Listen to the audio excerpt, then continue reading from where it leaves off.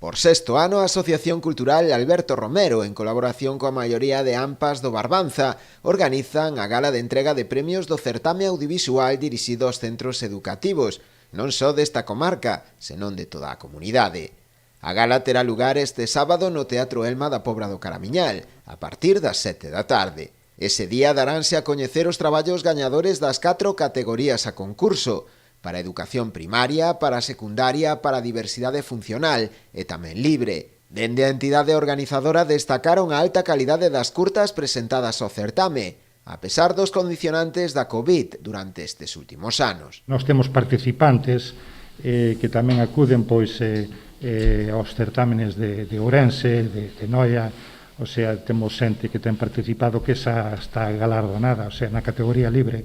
me refiero,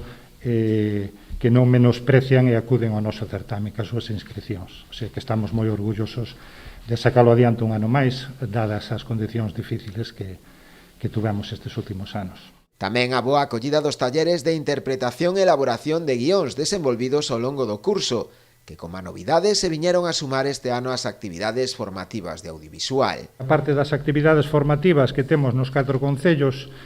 actividades formativas no audiovisual, empezamos uns talleres formativos de interpretación e creación de guións, porque vimos que, sobre todo nos máis pequenos,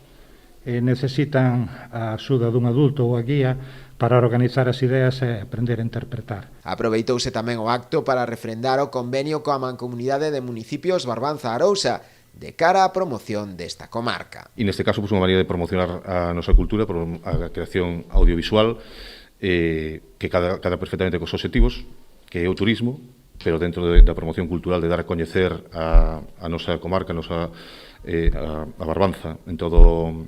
o territorio galego, pois é importante e, bueno, dende logo o traballo que se fai nas escolas, nos centros de ensino, pois é moi remarcable, aparte de que despois se abra tamén a participación libre, digamos, non?